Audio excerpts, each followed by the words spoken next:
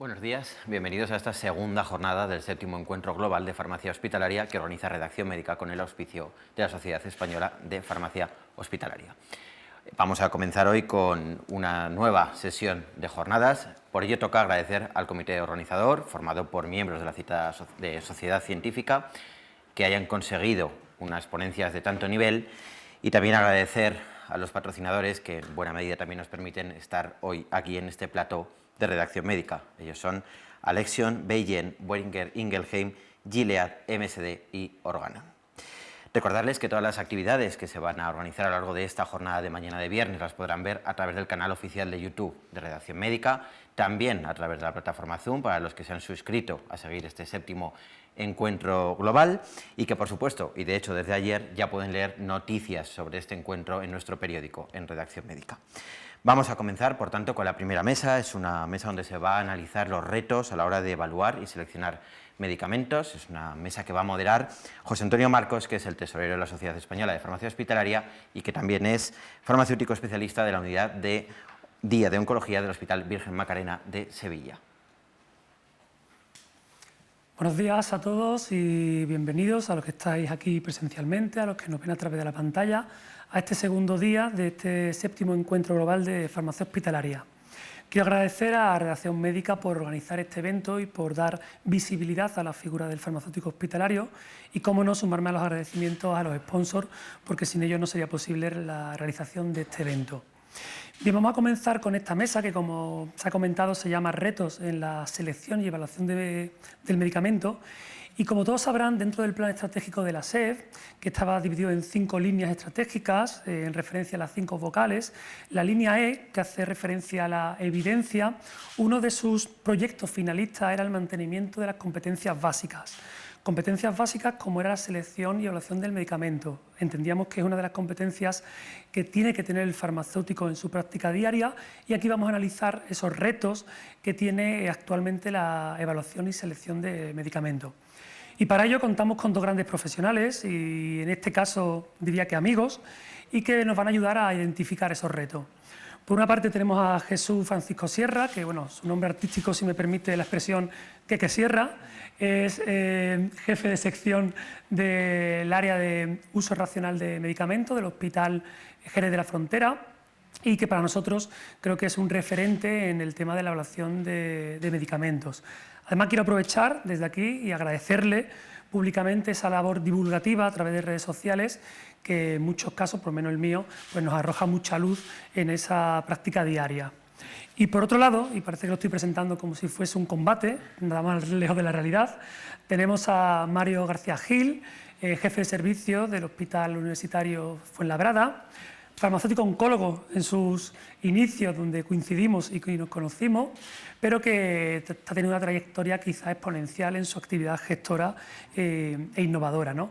También agradecerle, en nombre de la SEF, a Mario, su contribución y su disponibilidad para cualquier cosa que le demanda la SEF, y también, bueno, pues felicitarle por esa gestión en estos tiempos de pandemia que ha estado realizando y que sé que ha sido también punta de lanza aquí en Madrid. Bueno, sin más, lo que hemos pedido a los ponentes que hablen 5 o 10 minutos para situar un poco esos retos en la evaluación, y luego tendremos un coloquio para hablar, donde invitaré también a los que están aquí presencialmente por si quieren realizar alguna pregunta a nuestros ponentes, y espero pues que sea un debate o coloquio pues entretenido para todos nosotros. Pues bien, Jesús, cuando quieras. Muchas gracias, José Antonio. Bueno, muchas gracias, José Antonio, muchas gracias a la SEF por llamarme para estar aquí hoy. Para mí es una enorme responsabilidad y el primer reto para mí es exponer sobre esta temática, ¿no?, para todos. Gracias a Redacción Médica también por organizar y darnos visibilidad a los farmacéuticos de hospital.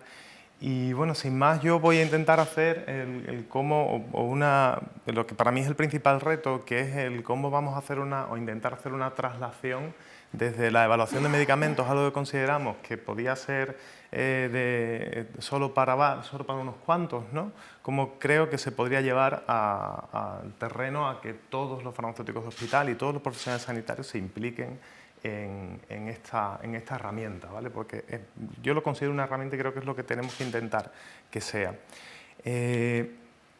Para empezar, había que hacer tal vez una diferencia entre lo que es la evaluación de medicamentos como tal que hacen las agencias evaluadoras y la selección y evaluación que por ley recae en el papel del farmacéutico hospitalario. ¿De acuerdo? Porque muchas veces se confunde y se tiende a decir que la evaluación es la que hace la agencia y las agencias hacen su evaluación de calidad, de eficacia, de seguridad, pero no llevan hasta el nivel de aplicación de las tecnologías sanitarias que son, en este caso, los medicamentos, ¿no? Como estuvimos viendo ayer, además medicamentos de ya un alto valor tecnológico y una alta complejidad.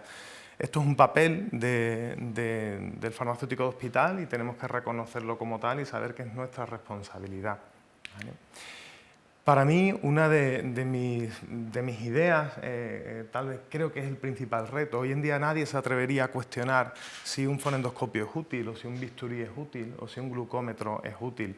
Y sin embargo, sí podíamos plantearnos, o alguien podía dudar, de si un informe de evaluación es útil. Se tiende a interpretar como una barrera, y sin embargo, yo estoy convencido, y yo si fuera paciente, o cuando sea paciente alguna vez, estaré mucho más tranquilo si detrás del medicamento que a mí se me administre hay un informe de evaluación hecho con una metodología normalizada y estandarizada. Creo que esto es un reto y es el principal reto al que nos enfrentamos, ¿no? El llevar esto hasta esa solidificación. Hay varios puntos que habría que tocar. El primero es que los medicamentos realmente tienen una eficacia que es discreta, que es una eficacia limitada. Cuando esta es una diapositiva que pongo algunas veces en un curso de expertos que doy a profesionales de gestión sanitaria, pero que no son sanitarios, y les pregunto sobre la eficacia de los medicamentos y lo que ellos piensan, por ejemplo, en este ejemplo, en el uso de ipilimumab en adyuvancia de melanoma, es esto que estáis viendo en la imagen. Es decir, un paciente se trata en adyuvancia de un melanoma y lo que va a obtener es todo beneficio y si no lo recibe se le va a privar de todo ese beneficio. Y esto está muy lejos de lo que es la realidad. La realidad es esta otra y es algo que a cualquier ciudadano de a pie cuando se le cuenta se sorprende enormemente. Se sorprende enormemente de que los medicamentos tengan, esto es muy bienvenido, ese resultado que vemos ahí, pero es un resultado que tenemos que reconocer como inferior a lo que nos gustaría, ¿no? como todo. Y aquí tocamos con las expectativas de los pacientes. Los pacientes, fijaros en la expectativa vital que tiene, aquí hay dos ejemplos, pacientes con un cáncer de colon metastásico, pacientes con cáncer de pulmón metastásico. En 4 años, por desgracia, bueno, ahora tenemos algunas terapias que mejoran esto, pero en 4 años un 10-20% serán los supervivientes, ¿vale? en esos estadios metastásicos. Cuando nos vamos a preguntarle a los pacientes creen que en ese contexto concreto, hasta un 25 o un 35% creen que van a curarse, ¿vale? La realidad es que los pacientes desconocen en una medida bastante notable lo limitado de la eficacia de los medicamentos y esto es algo que les sería a ellos útil y seguramente a todos útil para trabajar en un entorno con menos presiones, ¿no? y tal vez con más rigor, ¿no? Después algo que todos tenemos que ser conscientes, los medicamentos son un bien de mercado, ¿vale? y esto es algo que tenemos que aceptar y tiene su parte positiva, su parte negativa. Hemos visto noticias como estas que veis ahí y son la cara y la cruz de una misma realidad. Los fármacos tienen un precio y tienen quien quiere ganar dinero con ese fármaco. Y es lícito querer ganar dinero, eso es completamente lícito. Pero no podemos dejar de ser conscientes de que esto es así, ¿vale? Hay un dueño, un proveedor, un investigador, alguien que nos va a vender una solución y habrá que valorar esto en su justa medida. Y lo principal que preocupa casi siempre a todos es el tiempo. Y el tiempo y los pacientes son los que hacen que los medicamentos sean de un coste muy elevado, de una complejidad muy alta, ¿vale? de obtener. Si os fijáis, yo no sé qué os parecen esos números, a mí me parecen una barbaridad. Tener que encontrar un 1,5 de diferencia de eventos cardiovasculares, sí se habrá bloqueado, de eventos cardiovasculares, para esto tener que seguir a más de 27.000 pacientes durante 2 años de media, es algo no sé cómo calificarlo, es de una complejidad enorme y esto tiene un coste elevadísimo. Con lo cual, creo que eso lo tenemos que entender. Soluciones a esto pues son las que se suelen buscar. Buscamos variables subrogadas y aquí tenéis ejemplos de búsqueda de variables subrogadas. Tenemos este ejemplo de cómo esto falla, ¿vale? El tener prisa. Venía hablando ahora con José Antonio y con Mario y a mí me gusta mucho viajar a Marruecos. Cada vez que voy a Marruecos dicen la prisa mata. Y es cierto, la prisa mata, ¿vale? En este caso, en este uso de variables subrogadas, en mieloma múltiple, en pacientes con venetoclax, aunque teníamos una teorización de tener una relación entre la supervivencia libre de progresión y la supervivencia global, nos encontramos que ganamos una diferencia grande de supervivencia libre de progresión, pero nos vemos que doblamos la mortalidad con el uso del fármaco. Es decir, esa relación de subrogación es una relación fallida y que no podemos extender a todos los contextos y lo tenemos que tener en cuenta. Nos pasa algo parecido con las variables compuestas. Esto lo vemos mucho en estudios de patología cardiovascular. Fijaros el número de pacientes que necesitamos para encontrar una diferencia pequeña, más de 3.000 pacientes. Usamos variables compuestas, reducimos mucho la población que necesitamos para investigar, pero lo que nos pasa es esto. Nos encontramos con situaciones en las que se nos dice este fármaco reduce la muerte o ingreso hospitalario y cuando vemos la realidad reducen los ingresos hospitalarios pero no reducen la mortalidad. Y esto genera una incertidumbre y un problema a la hora de evaluar y de trabajar con. Nos ha pasado también con estos ensayos en fases tempranas, se habla mucho de cómo incorporar cuanto antes la tecnología y este ejemplo lo vimos todos. Vimos la incorporación de un fármaco al tratamiento del sarcoma y este fármaco que nos ofrecía en un ensayo muy temprano, incluso comparativo, una diferencia de 1 año de supervivencia global, se nos quedó en nada cuando tuvimos un ensayo con potencia adecuada y con un diseño adecuado. Es decir, esto da garantías a los pacientes y yo creo que esto es algo que no podemos dejar de tener, porque al final es lo que tenemos que ofrecerles a ellos, ¿no? Sobre los datos de vida real, y ayer se habló del registro COVID que hicimos en la SEF, era un momento concreto, un momento de falta de información, de falta de evidencia, había que generar alguna evidencia, pero es muy limitada la información que nos puede aportar esto cuando ya tenemos posibilidad y tenemos la tranquilidad de poder hacer ensayos, ¿no? Y aquí vimos todos como en los datos de vida real la hidroxicloroquina era un fármaco muy eficaz que reducía la mortalidad y cuando nos fuimos a un ensayo clínico la hidroxicloroquina incluso podía incrementar la mortalidad, ¿no? Teníamos una duda de si podíamos haber estado haciendo daño. Creo que esto lo tenemos que tener en cuenta, ¿no? Sobre esa prisa. Y ya por último, el ver si verdaderamente la evaluación de medicamentos solamente o la selección de medicamentos solo recae en algunos profesionales o solo puede estar al alcance de algunos. A mí me gusta hacer un poco el símil ¿no? de la cirugía. Este cuadro me parece un poco dramático porque ahí están todos mirando y ahí está ese cadáver, ¿no? Y están todos muy tranquilamente mirando a la foto. Pero ilustra algo que me parece muy importante y es el que todos tenemos que estar viendo y todos tenemos que estar aprendiendo de algo que desconocemos, ¿no? Y se asemeja mucho esto que voy a decir a cómo evoluciona la cirugía. La cirugía evoluciona a lo largo de los años sin conocer la anatomía humana. Se hacía cirugía desde las primeras trepanaciones hasta el siglo XII, se hacía cirugía sin conocer bien la anatomía. Y eso era seguramente una limitación enorme. Cuando nos vamos a la Edad Media se lleva a cabo un tiempo en el que prácticamente no hay avances, pero lo que sí avanza mucho es la anatomía porque se hace mucha disección. Y esa disección es lo que permite conocer bien el cuerpo humano y a continuación, en solo un siglo, desarrollar todas las técnicas quirúrgicas que nos han permitido tener ahora un abordaje de las patologías que consiguen curaciones, ¿no? La cirugía sabemos que tiene un alcance en salud enorme. Esto es porque se ha aplicado algo que en realidad es muy sencillo, es conocer tu terreno de trabajo, ¿no? Es esa disección. Y a mí me gusta ver este análisis crítico de la evidencia como una disección realmente, ¿no?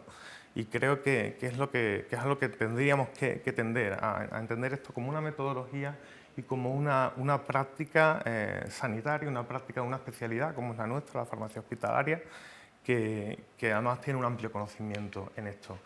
¿Qué hacemos nosotros? Nosotros lo que hacemos en esto, y aquí intento llevármelo a la práctica diaria, nosotros tenemos establecido nuestro observatorio de novedades que parte de las opiniones positivas de la EMA. De aquí hacemos una reunión de equipo donde volcamos toda nuestra opinión sobre el contexto en el que estamos viviendo y sobre las nuevas opiniones y planificamos en qué vamos a hacer ahí podéis ver múltiples, hay muchos inputs ahí, pero finalmente tomamos decisión sobre qué acción llevar en cada caso. Y una de las acciones es hacer un análisis crítico de ese fármaco en esa indicación y esto además lo hacemos de manera compartida. Creo que es una forma, además, de tener una formación temprana e independiente sobre una novedad terapéutica. Lo estamos haciendo, además, con la práctica. Aquí se han incorporado sobre todo residentes y los residentes tienen un peso muy importante en esto y estamos formando a residentes que tienen ya una capacidad de análisis que a mí me sorprende muchas veces gratamente, ¿no? Y aparte ya estamos incorporando a las especialidades médicas que identifican claramente que en esto estamos liderando una herramienta que a ellos les es de mucha utilidad, ¿no? Y de hecho ya cuando se plantean cualquier decisión nos llaman para que hagamos un análisis crítico y todos lo vemos dentro de este contexto, ¿no? Y yo creo que estamos alcanzando o al menos asomando en el horizonte la posibilidad de que esto sea en parte una realidad, ¿no? Que sea entendido como una herramienta y no como una barrera, que es lo que tal vez nos aporte menos, ¿no?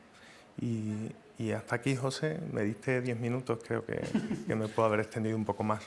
No, para nada. Muchas gracias, Jesús, y como siempre, bueno, pues no deja indiferente a nadie, nos hace reflexionar, incluso diría que motivar, ¿no? Para coger este área, aquellos que a lo mejor no somos tan expertos y profundizar, ¿no?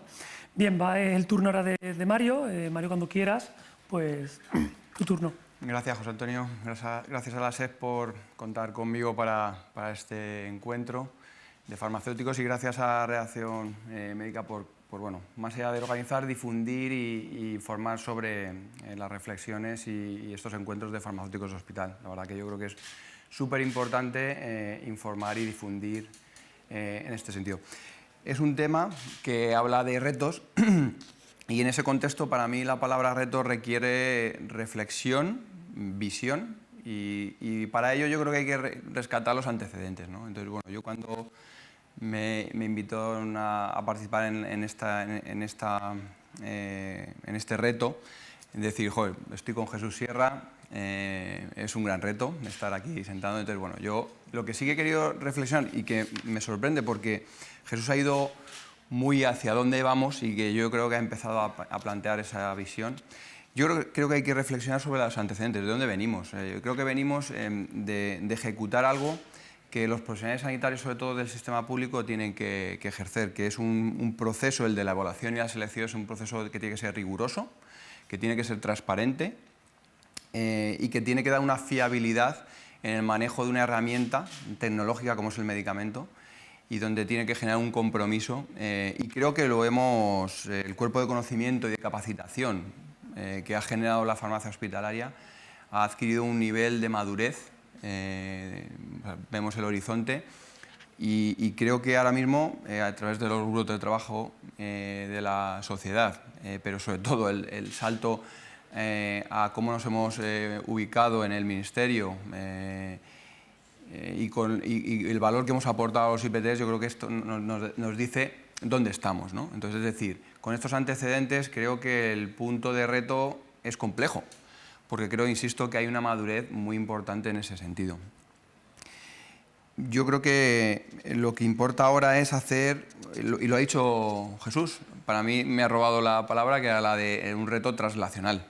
Yo creo que es evidente que en el mundo en el que vivimos ahora mismo, si nos quedamos solo con la eficacia y la seguridad, quizás no estemos siendo contemporáneos en el contexto de las necesidades de las personas. Y cuando hablo de personas es en un ecosistema en el que hay pacientes, cuidadores y sanitarios y el sistema sanitario. Entonces yo creo que sí que hay que buscar esa traslación A mí como farmacéutico de hospital y como persona que está ejerciendo un puesto de responsabilidad de gestión de personas y de recursos, pues claro, me preocupa la evaluación y la selección, pero digo, a priori, como gestor de personas a nivel micro en un hospital, creo que eso lo estamos haciendo bien. Tenemos el horizonte del grupo de trabajo donde mi equipo participa, con mayor implicación depende de las áreas. Tenemos los IPTs, hay una estratificación por comunidades autónomas, pero bueno, ahí ya empezamos a hablar de política y de presupuesto sanitario. Creo que eso es súper importante para hablar del ecosistema de la gestión farmacoterapéutica. Pero no me tengo que olvidar de las necesidades, como os decía, de los pacientes y del valor del medicamento. Entonces, hacia ahí es hacia donde tenemos que ir en esa traslación, ¿no? Y cómo vamos a poderlo ejecutar. Vamos a manejar herramientas como Génesis, Revalmed, IPTs y las escalas de beneficio clínico. Yo creo que serían unas cosas que deberíamos de tocar en la mesa. Pero siempre con un escenario que, aunque sea de sostenibilidad, insisto, manejemos el tema de la medicina personalizada. Porque vamos, estamos a las puertas de una disrupción que abruma, ¿no? Entonces, dicho lo cual, creo que es importante el que nos transmiten la administración pública, que se habla de eso, de red de evaluación, esos nodos de conexión. Creo que la evaluación de Revalmed nos está ofreciendo mucho valor en la gestión y en la decisión de esa evaluación y selección. Pero creo que con esos nodos que genera la red tenemos que poner a disposición de esos nodos profesionales, en este caso farmacéuticos de hospital, que estén formados y capacitados para poder estar al nivel que nos exige la administración pública en ese sentido. Yo creo que uno de los retos tiene que ser que mantengamos ese nivel de formación, y que lo ha citado Jesús, esa formación continuada en las herramientas básicas de la evaluación y selección, como puede ser la lectura crítica, formación en bioestadística. Ya nos lo decía Dolores Sois en los not to do's, que no nos olvidemos de esas herramientas básicas y que no tenemos que olvidar.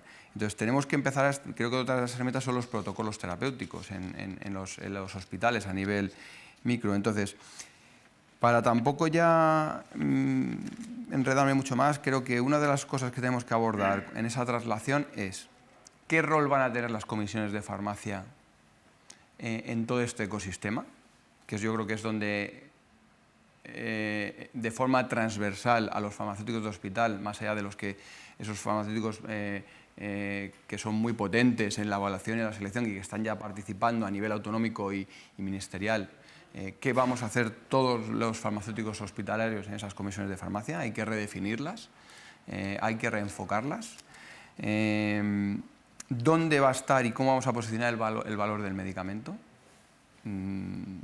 ¿Cómo vamos a hacer esa traslación de los resultados de eficacia a los de efectividad? ¿Cómo conciliamos esto con la medicina personalizada? Y para mí algo importante es cómo vamos a diseñar esas plataformas digitales de registros que, escuchando a Chus Lamas, a nuestra directora de la agencia y compañera, nos presentaba en el último congreso de la SEF recientemente esa plataforma digital de networking que va a ser Darwin, que nos tenemos que poner las pilas. Yo lo he estado un poco trazando el horizonte y es un horizonte de 2025 al máximo y nos tenemos que poner las pilas. Yo creo que, insisto, hemos alcanzado un periodo de madurez que nos deja tranquilos en ese proceso de transparencia, rigurosidad y calidad en la evaluación, pero tenemos que conciliar todo eso con cómo incorporar todas estas herramientas que he citado junto con la incorporación de los pacientes en la parte de diseño. No tengo tan claro si en la de evaluación, pero sí en el diseño de los ensayos clínicos, como también en la selección, porque yo creo que ahí los pacientes sí que tienen que ayudarnos a posicionar los medicamentos en la selección después de una evaluación rigurosa y transparente. Entonces, bueno, yo creo que dejo ahí esas reflexiones que espero que hayan servido como punto de arranque de este encuentro que vamos a tener ahora.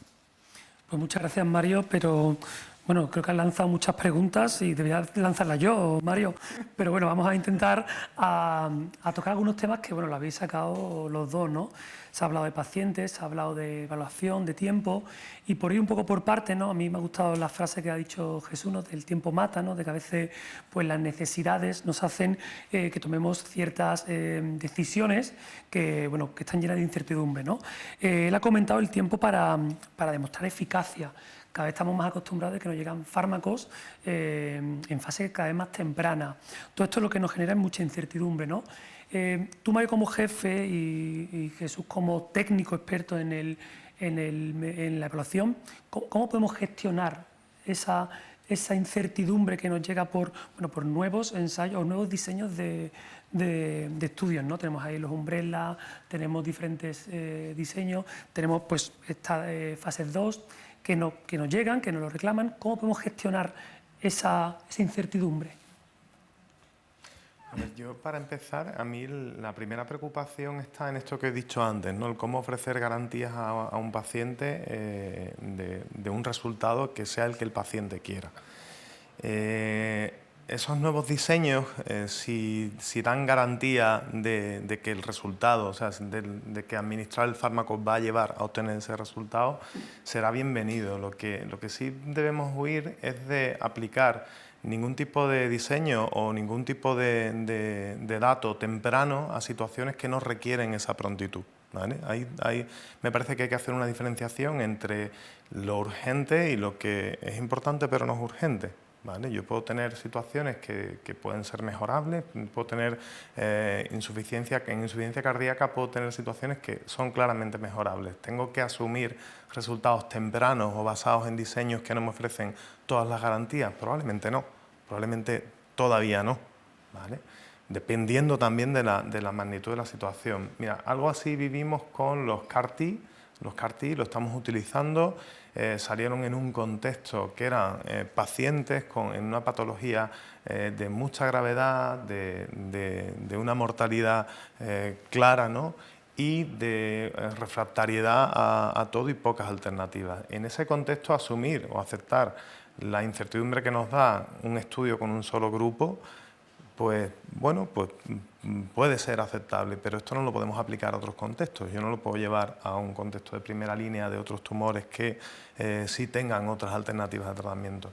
Entonces, esa prisa, yo creo que hay que contextualizarla. Hay situaciones en las que hace falta ser rápidos y situaciones en las que no hace falta ser rápidos, ¿no? Y en esto también a mí me gustaría escuchar a los pacientes desde un inicio, ¿no? ¿Qué opina un paciente conociendo la garantía de resultados? ¿Qué opina de determinadas terapias, ¿no? ¿Qué opinan los pacientes sobre los CAR-T si supieran que son terapias que no tienen eficacia probada con brazo comparador? No sabemos exactamente qué aportan y que de hecho en la práctica estamos viendo que los resultados pues, no son exactamente lo que se esperaba de ellos, ¿no? Y hablamos de fármacos que son alta tecnología, no hablamos de fármacos sencillos, ¿no? Es que creo que no nos vamos a separar mucho de la reflexión. O sea, yo creo que el acceso temprano o diseños de un solo brazo es que depende de la necesidad que tengamos en el ecosistema. Es que puede ser una necesidad de los pacientes o incluso del sistema sanitario. Que puede haber patologías donde el salto en la mejora sea muy grande y donde la gestión de esa incertidumbre con ciertos estudios de un solo brazo tengan sentido. O sea, evidentemente, mama triple negativo, ¿quién duda de que cualquier disrupción terapéutica nos puede beneficiar dado la situación de pronóstica de esa patología? Pero yo creo que eso, tanto las agencias reguladoras ponen en el... bueno, no sé, yo siempre me acuerdo, porque es una persona como muy coherente, Jorge Camarero, creo que es una persona que, al menos yo he aprendido bastante de su forma de plantear y de hacernos ver que estudios de un brazo te pueden ofrecer el poder dilucidar de si realmente una terapia va a tener sentido ponerla en disposición de los pacientes y de los profesionales para tratar las patologías. Hay en otras que no nos va a ofrecer valor. Entonces, yo creo que, y a lo mejor lo ligo con lo que he dicho que los pacientes participen en el diseño de los ensayos, porque ahora reflexionando, digo, en cualquier escenario de la vida, los estudios de mercado funcionan. No concibo ninguna empresa de un sector de alimentación, de las tecnologías y demás, que no haga estudios de mercado del usuario sobre cuáles son sus necesidades y cómo hay que cubrir esas necesidades. En cambio, en el uso de una tecnología como es el medicamento, empezamos a hablar de ello, pero nos cuesta primero hacer una detección de las necesidades reales y lo que es lo que no está cubierto en el pool de pacientes y en esos escenarios. Entonces, a lo mejor tiene que pasar también por ahí. Entonces ahí ya nos va a poder hacer estratificar y priorizar dónde ponerle el foco. Yo es que creo que, pues insisto, creo que va a ser una necesidad marcada por el beneficio clínico y por la necesidad no cubierta en un margen terapéutico. Antes de pasar al tema de paciente, porque lo habéis comentado varias veces, y un poco siguiendo el hilo, estamos hablando de esas evaluaciones, ¿no? de esas fases tempranas, de la incertidumbre, de que igual hay que asumirla en ciertos contextos, pero también se habla ahora del Big Data, ¿no? Del Real World Data, de los datos en vida real. Y creo que todos estamos de acuerdo en que esos datos, a lo mejor utilizarlos para la gestión, para vincularlo al precio, pues es una herramienta importante por el tema de los acuerdos de riesgo compartido, pero también se está intentando ver la forma de cómo incorporar esos datos como una herramienta de evaluación, ¿no? Como aquello que no nos aportan esos fases 2 que hemos comentado, que no nos dan esa evidencia, si teniendo esos datos de vida real podíamos complementar esa evidencia, ¿no? Es decir, la pregunta iría ahora dirigida un poco a si tuviésemos esa capacidad de recogida de datos en vida real, ¿podríamos utilizarlo como una herramienta no tanto de gestión, que también, sino como de evaluación para determinar el valor o la efectividad del tratamiento? Venga. Yo concibo la evaluación y la selección como un proceso dinámico. Mi sensación es que hasta ahora nos ha podido parecer que era estática. Tengo los pivotales, los analizo, los evalúo, los posiciono y como que, no sé, como que nos quedamos ahí. Entonces yo creo que cómo generar dinamismo a la evaluación y a las elecciones, precisamente intentando ordenar de forma procedente, con la codificación, estandarización adecuada para incorporar esos datos que nos permita hacer la traslación entre la efectividad y la eficacia que hemos tenido para seguir evolucionando de forma dinámica incluso la evaluación, porque es que a lo mejor no nos quedamos satisfechos solo con ese pivotal. Es que muchas veces ha sido perverso. Hemos tenido que comernos aprobaciones y resoluciones con pivotales que luego en la práctica clínica asistencial diaria no nos... Y muchas veces esa perversidad nos hacía utilizar, por la presión del ecosistema sanitario, utilizar ciertas moléculas que creíamos que había otras que podían aportar más valor. Entonces yo creo que ese dinamismo podría ser bueno. Aquí es donde creo que pueden aparecer las comisiones de farmacia. Yo, bueno, pues estoy en un proceso muy introspectivo de agitación con cuál puede ser ese rol, y a lo mejor es que lo que tenemos que generar también desde las comisiones de farmacias es cómo procedimentar el proceso, precisamente, de ordenar esos datos. A lo mejor nos tenemos que centrar más que en el medicamento, es cómo ordenar el uso de ese medicamento desde la comisión y generar esa cultura que en el hospital, pues no sé si os está pasando, que es como que es imposible el registrar de forma ordenada, con dato estructurado, y yo creo que no estamos sabiendo ubicar bien dentro de la institución. Ahora sí que hablo a nivel muy micro, que es cada hospital, porque sería algo más complejo a nivel de comunidad, creo, es cómo a lo mejor la comisión de farmacia pueda ser una herramienta, un órgano asesor de la dirección, que es un órgano asesor de la dirección, para diseñar bien qué proceso de salud tenemos que enfocar y con qué formularios de seguimiento tenemos que ordenar esa estandarización y esa codificación necesaria para poder reportar datos fiables, que es lo que yo sé, lo que vamos ahora, después de las veces que hemos hablado, que nos pueda aportar Jesús. Entonces yo creo que es necesario. El cómo lo tenemos que diseñar. O sea, no sé qué opinas, Jesús. A ver, a mí me parece... es una tentación, ¿no? El utilizar los datos observacionales para modificar las decisiones es una tentación. A mí me parece que eso puede ir en contra de las garantías que queremos ofrecer al paciente.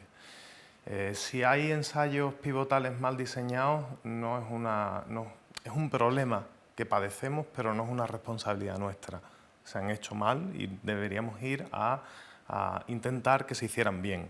De hecho, has hablado antes de la incorporación de pacientes al diseño. Me parece que el paciente tendría que estar ahí, ¿no? Diciendo qué variable tiene peso para mí que estoy padeciendo esta enfermedad, ¿vale? Si esto no está en los ensayos desde un inicio, es un problema que padecemos, como digo, pero que no es nuestra responsabilidad inmediata. Cuando tomamos una decisión, la tenemos que tomar, yo creo que con la mejor evidencia de la que dispongamos, y en el caso de los medicamentos, para decidir tratar no a un paciente, sino a toda una población que cumpla unas características, hoy en día necesitamos ensayos clínicos bien diseñados. Una vez tomada esa decisión, yo sí me parece que está bien, me parece la mejor de las opciones hacer un seguimiento de esos resultados. Y lo que sí serviría para reconducir la situación sobre la decisión que tomé, el leer si esos resultados se cumplen o no se cumplen, dependiendo de... Muchas veces tomamos decisiones sobre unos datos que nos ofrecen incertidumbres concretas, pues esas incertidumbres deberían quedar cubiertas con esos datos, eso lo podemos intentar. Lo que yo no veo es incorporar los datos de vida real para extender el uso en situaciones diferentes, porque seguramente estaremos cometiendo algún error que no nos perdamos que los medicamentos tienen su balance beneficio-riesgo, el beneficio está medido en una situación concreta y los riesgos muchas veces afectan a una población más general, ¿vale? De manera que los riesgos sí pueden continuar y sin embargo el beneficio no mantenerse cuando yo lo aplico a otra población. Si yo me baso en esos resultados de vida real y no lo hago sobre la base de un ensayo clínico bien diseñado, corro el riesgo de estar haciendo algo que dañe a los pacientes, ¿no? Voy otra vez al ejemplo de la hidroxicloroquina, que bien entendimos que podíamos utilizar y que nos parecía que estaba funcionando, y cuando lo vimos en un ensayo clínico resulta que hemos podido estar haciendo daño con algo. Esto ha ocurrido con muchos otros fármacos, ¿no?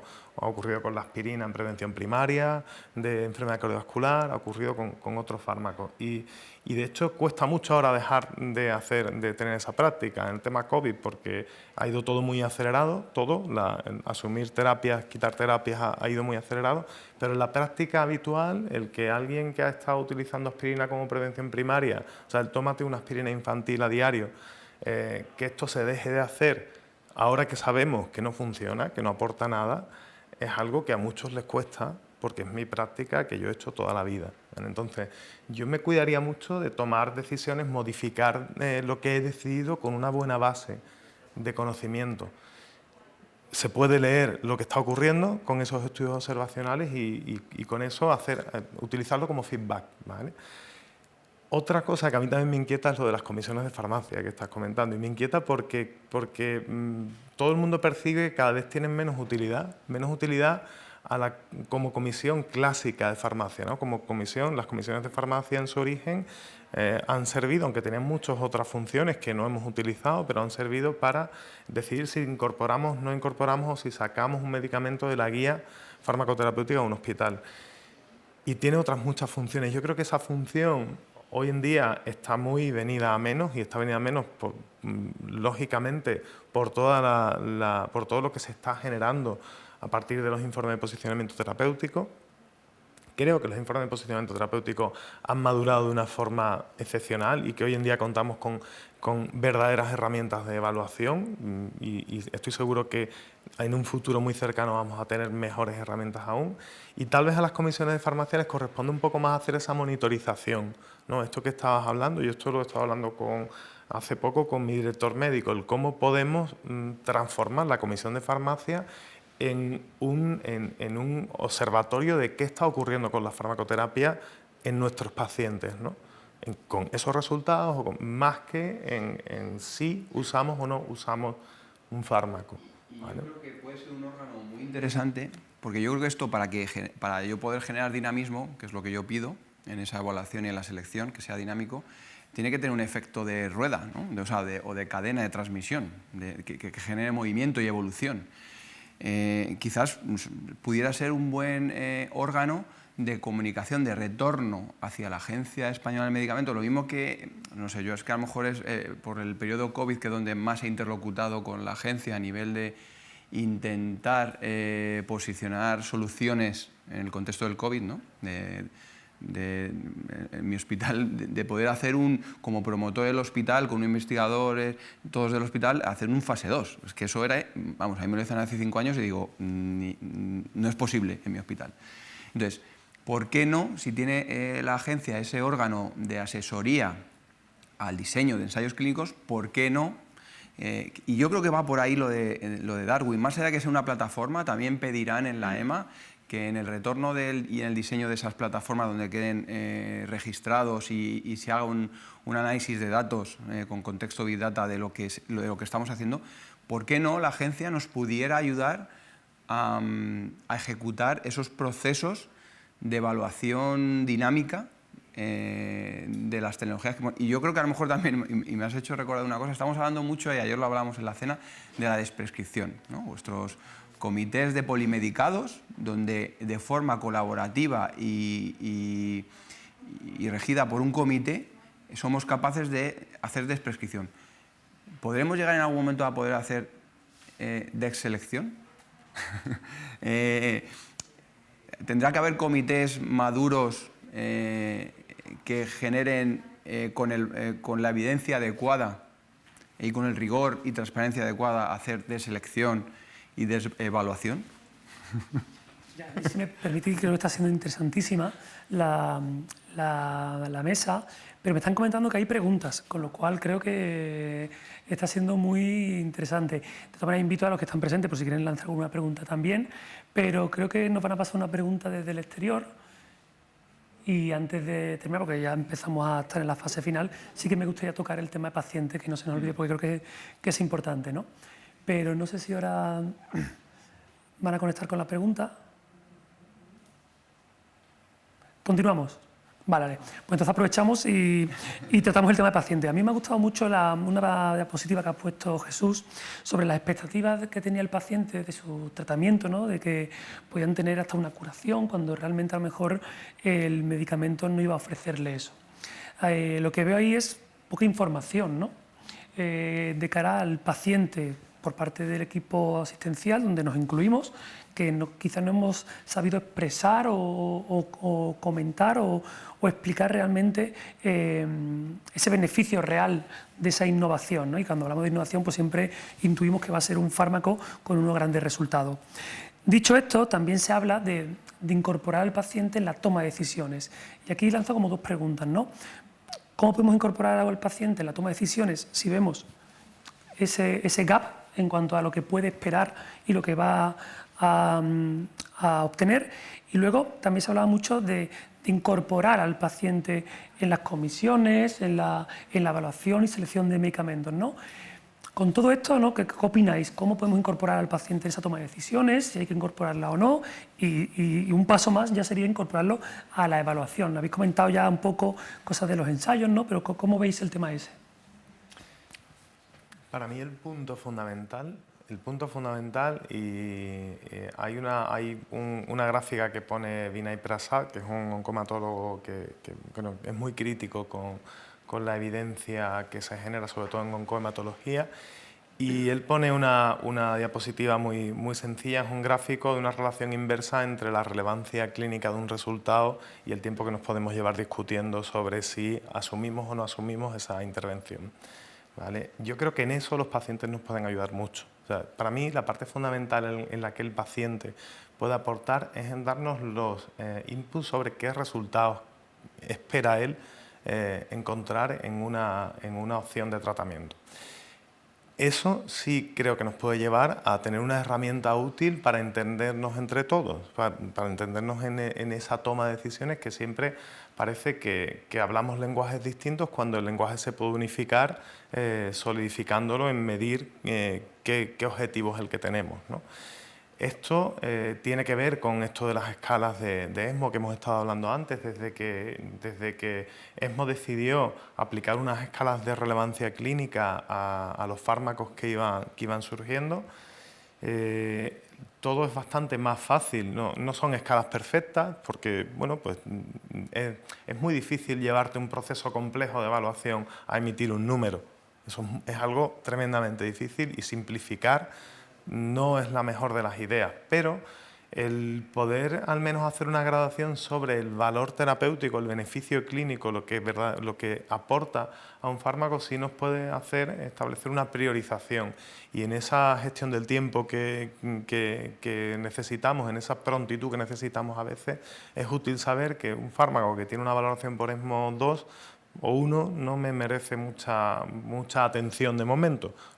Puedo dejarlo ahí y centrarme en otro, ¿no?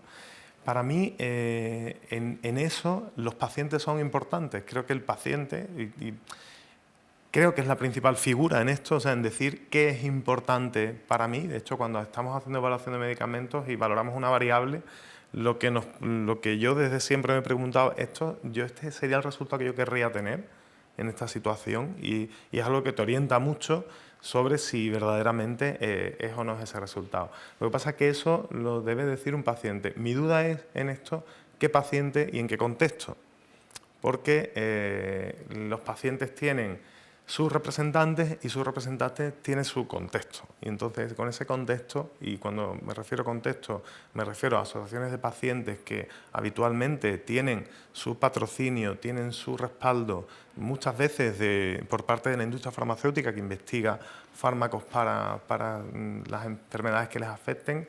Esto puede condicionar en alguna medida su visión, ¿vale? Entonces, pasar mucho más allá de preguntar realmente qué es lo que a ti te importa como resultado, me parece que nos podíamos meter en un terreno delicado. Y sobre todo tengo la duda esa, ¿no? ¿A qué paciente y en qué contexto se le incorpora? Yo en ese contexto lo que creo es que es importante y necesario, pero creo que tenemos que ser capaces de hablar en un lenguaje común. Y hago la reflexión un poco como nosotros, los farmacéuticos de hospital, con la visión de la especialidad, cómo nos fuimos linkando con el facultativo médico, con nuestro cuarto año de especialidad, y si vemos la evolución en estos 15 años, es clara cómo nos ha hecho hacer una disrupción en los equipos multidisciplinares, en hablar la misma jerga, en entender de forma 360 grados cuáles son las necesidades del sistema sanitario, de los pacientes y demás. Entonces, yo creo que y todo eso ha pasado por un valor de nuestro colectivo, que es la formación y la capacitación, ¿vale? Entonces, yo creo que si no somos capaces de enfocarlo bien y poder liderar esa formación y esa capacitación en el colectivo de pacientes para también que penetre el rigor, la transparencia, ¿no? O sea, hemos hablado que la evaluación de las elecciones es rigurosidad, transparencia, sentido de la gestión de los recursos públicos. ¿Por qué no el colectivo de pacientes no podemos hacerle penetrar en su ADN que eso es algo posible? Creo que tenemos ahí, siempre hablamos de la visibilidad del farmacéutico de hospital. Y es una línea estratégica, ¿no? En nuestra sociedad. ¿Por qué no? O sea, creo que con la presencia de los pacientes en los comités, a lo mejor como visión, está siendo una visión de empezar la casa por el tejado. Empecemos a construir pilares como puedan ser la formación y la capacitación.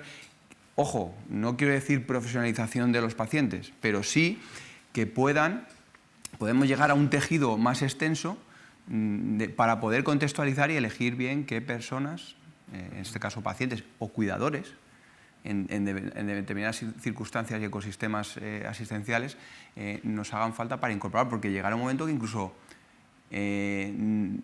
a mí en mi hospital, que es un hospital mediano de Madrid, me haga falta un paciente local para poder estar en el día a día. Yo no puedo esperar a que venga el paciente referente, porque la vida en lo micro es diaria, ¿no? Entonces, yo creo que es necesario, pero sin olvidar, para poderle dar contexto y quiénes, es una herramienta muy importante, creo que es una de nuestras esencias, es esa formación y esa capacitación. Entonces, bueno, no sé si con ese ingrediente podemos gestionar parte de la incertidumbre del miedo que nos da. Entonces, y también confiar en la honradez y en la honestidad de las personas. Yo creo que, bueno, para mí es una bandera y la tengo que asumir en la masa crítica que puedan generar los pacientes y sus cuidadores. Yo creo que, bueno, tenéis dos puntos de vista, quizá Jesús con una visión más a largo plazo, ¿no?, de cómo incorporar al paciente en esos diseños de los ensayos clínicos. Quizá lo que comenta Mario es más de cómo poder, desde ya, con una formación e información al paciente, pues calar en esa lectura crítica, si podemos decirlo, ¿no? Pero yo he volvido un poco a nuestro día a día, ¿no? Y cuando hablamos siempre de la calidad de vida de los pacientes, que es lo más importante, PROMS, PREM, diferentes terminologías, ya tenemos muchos ensayos donde hay la evaluación de la calidad de vida.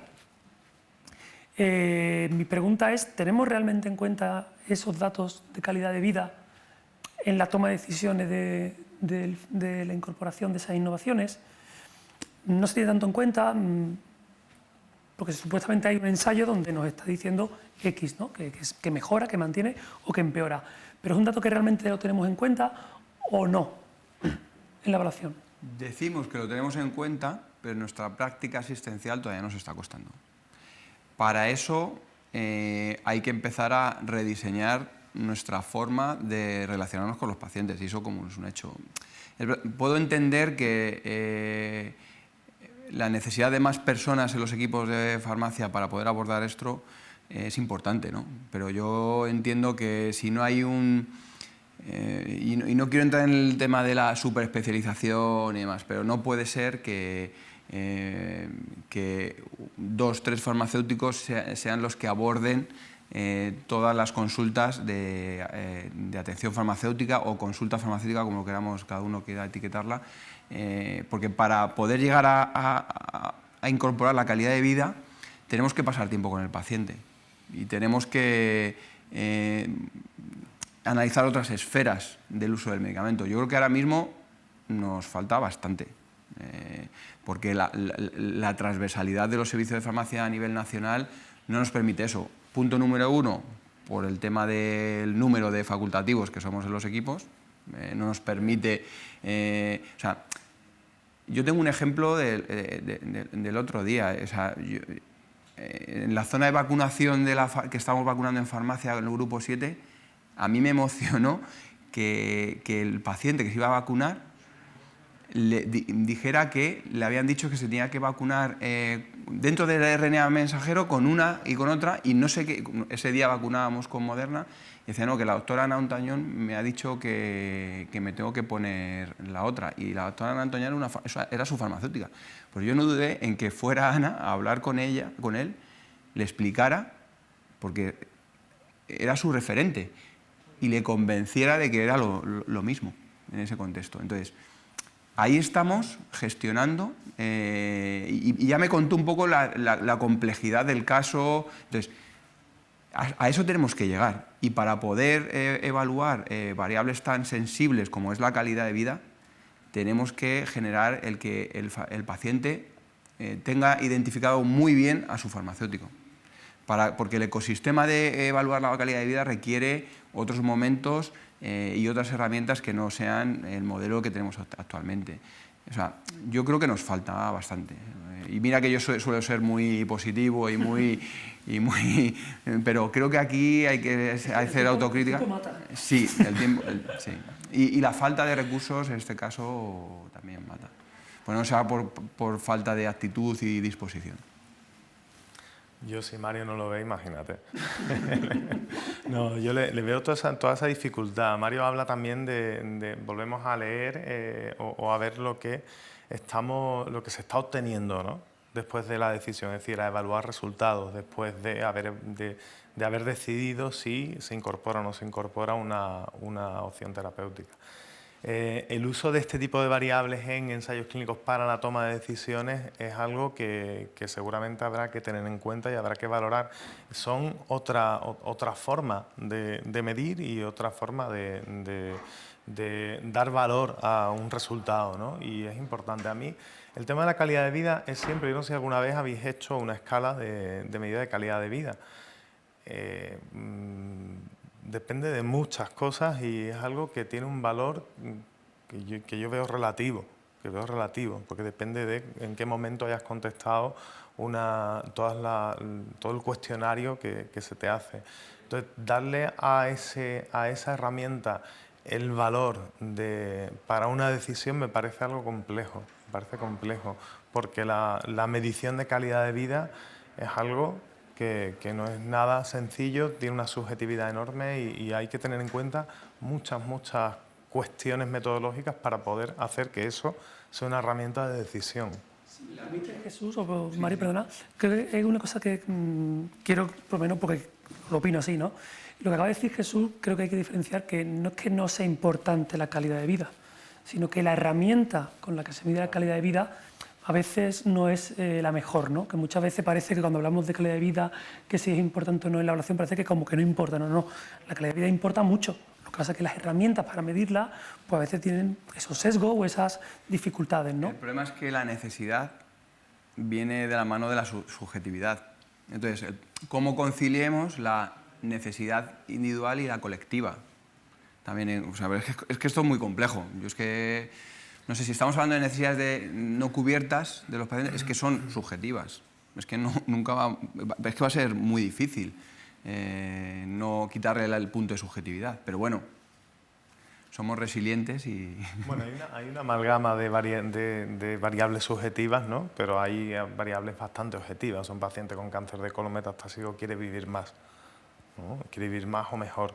En ese mejor está esa calidad de vida que, como digo, hasta ahora, de hecho, es muy frecuente no encontrarte esa medición hecha porque es difícil hacerla. Incluso sería difícil tal vez encontrarme diferencias. Entonces, muchas veces no se incluye en la investigación el medir la calidad de vida, porque es difícil de hacer y porque algunas veces es difícil producir diferencias en esa calidad. Entonces recurrimos a interpretaciones de lo que estamos viendo. Bueno, hay menos efectos adversos, entonces hay más calidad de vida. Bueno, habrá que ver exactamente si está ocurriendo eso, ¿no? Pero yo discrepo en que no hay cuestiones objetivas y claramente objetivas que tienen que ser las que tengan un peso fundamental en esa toma de decisiones, y hablamos de desenlaces que son definitivos vitalmente, ¿no? Entonces, en eso yo sí creo que hay que ser muy riguroso, ¿no? Yo de verdad estaría aquí, hemos empezado un poco más así, pero estaría aquí otra hora más, ¿no? Y ya que estamos tocando el final, pero tenemos una pregunta. ¿Ya? ¿La pregunta luego si queréis? Sí, por supuesto. Ahora. Bueno, soy un poco osada porque no entiendo nada de evaluación y selección de medicamentos. Bueno, hace mucho que no trabajo en eso, ¿no? Aunque estoy en la Comisión de Farmacia pero os estoy oyendo, a mí me preocupa mucho la participación del paciente en las comisiones, ¿no?, clínicas, y en concreto en la Comisión de Farmacia, ¿no? En primer lugar, por lo que acaba de decir, que del conflicto de interés, yo creo que tendríamos que pedir un conflicto de interés, a qué asociaciones de pacientes pertenecen y quién respalda de la industria farmacéutica esas asociaciones, porque no vamos a pedir conflicto de interés para todos los miembros de la Comisión de Farmacia y no para los pacientes. Tendremos que tener transparencia de quién financia qué en las asociaciones de pacientes para saber qué paciente tiene que venir o no a opinar sobre un fármaco, ¿no? Creo yo que tendríamos que hacer primero ese ejercicio. Y en segundo lugar, veo absolutamente ya y factible los PROMs y los PREMs. Yo, con las nuevas herramientas que avanzaron tanto gracias a la tragedia del COVID, yo creo que ya se está trabajando mucho, está impulsando las plataformas de apps para pacientes y nos va a facilitar muchísimo obtener los resultados de los pacientes y su calidad de vida y su experiencia, con lo cual el paciente puede participar en la propia evaluación de fármaco o puede participar en lo que decía antes de que se van a convertir las comisiones de farmacia en observatorios de cómo está el fármaco en vida real funcionando.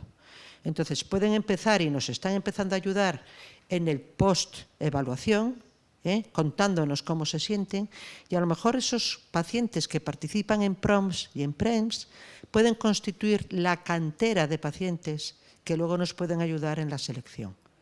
Porque ya saben evaluar un fármaco, ya saben de efectos adversos, ya saben de calidad de vida y ya saben de muchas otras cosas, ¿no?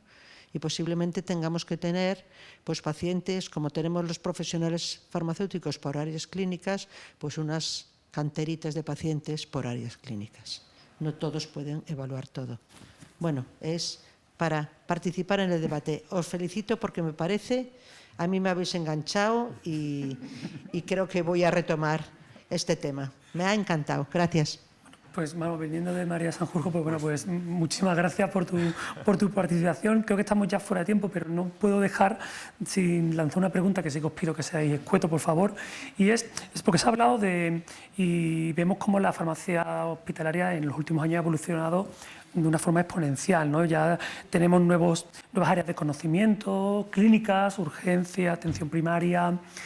Pero también estamos viendo cómo han salido informes de evaluación de distintas comunidades autónomas más centralizadas, tenemos el IPT, y esto parece que pueda estar perdiendo, no sé si interés o importancia en la evaluación, sobre todo por aquellos adjuntos más jóvenes o residentes, ¿no?